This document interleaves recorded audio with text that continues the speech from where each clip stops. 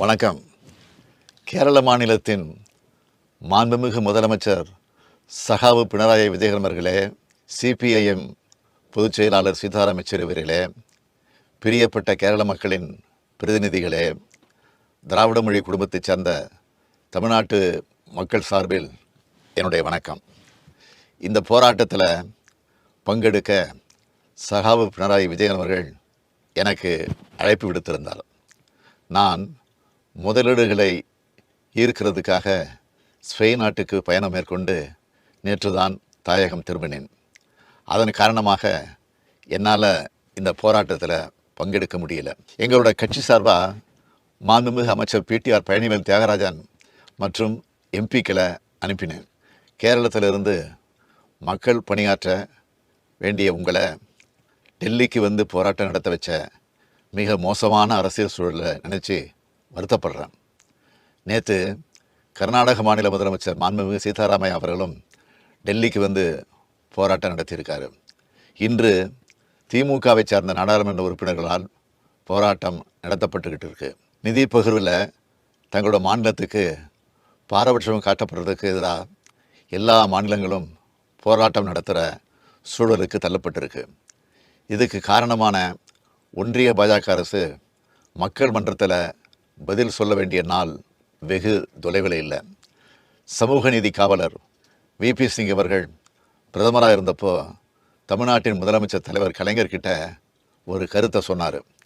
தமிழ்நாட்டின் கோரிக்கைக்காக நீங்கள் ஒரு முறை கூட டெல்லிக்கு வர தேவையில்லை, அப்படி ஒரு சூழ்நிலையை உருவாக்க மாட்டேன், தமிழ்நாட்டில் இருந்தபடியே சொன்னால் போதும், நிறைவேற்றி தருவேன்னு சொன்னார். மாநிலங்களை மதிக்கிற மாநில மக்களையும் மதிக்கிறவங்களாக முந்தைய பிரதமர்கள் இருந்தாங்க. ஆனால் பிரதமர் மாண்புமிகு நரேந்திர மோடி அவர்கள் மாநிலங்களை முனிசிபாலிட்டிகளை போல நினைக்கிறார். மாநிலங்கள் இருப்பதோ மாநிலங்களுக்கு முதலமைச்சர்கள் இருப்பதோ அவருக்கு பிடிக்கல. இத்தனைக்கும் குஜராத் மாநில முதலமைச்சராக இருந்து அதன் பிறகு பிரதமரானவர் அவர்.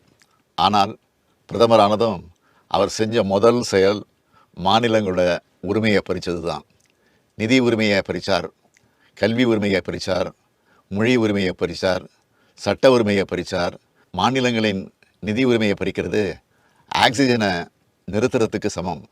அதைத்தான் பாஜக அரசு செஞ்சிட்டு வருது. இது ஏதோ எதிர்க்கட்சி ஆளும் மாநிலங்களுக்கு மட்டும் நடக்குதுன்னு பாஜக முதலமைச்சர்கள் நினைக்க வேண்டாம். நாளை உங்கள் மாநிலங்களுக்கும் இதே கதிதான்னு எச்சரிக்கையாக சொல்ல விரும்புகிறேன். பாஜக அரசின் இந்த எதேச்சதிகார நடவடிக்கைகளுக்கு எதிராக தமிழ்நாடு அரசு உறுதியோடு போராடி வருது.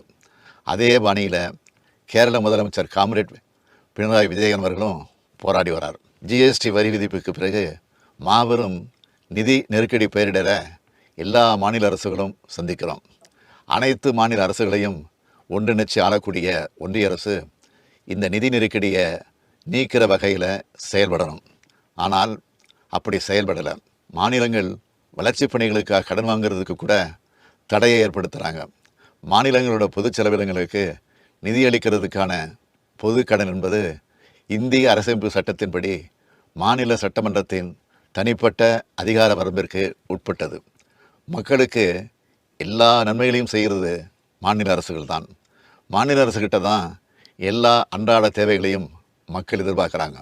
ஆனால் அதுக்கு பாஜக அரசு முட்டுக்கட்டை போடுது. இதை எல்லாரும் ஒன்று சேர்ந்து எதிர்த்தாகணும். இந்தியா கூட்டணி கட்சிகள் நம்மோட ஒற்றுமையின் மூலமாக இந்திய அரசை கைப்பற்றி பாசிச பாஜகவிற்கு முற்றுப்புள்ளி வைப்போம். அனைத்து மாநிலங்களையும் மதிக்கும் சமமாக நடத்தும் கூட்டாட்சி இந்தியாவை உருவாக்குவோம். காம்ரேட் பினராயி விஜயன் அவர்களுக்கும் கேரள அமைச்சர்களுக்கும் வாழ்த்துக்கள். உங்கள் எண்ணம் விரைவில் நிறைவேறும். நன்றி, வணக்கம்.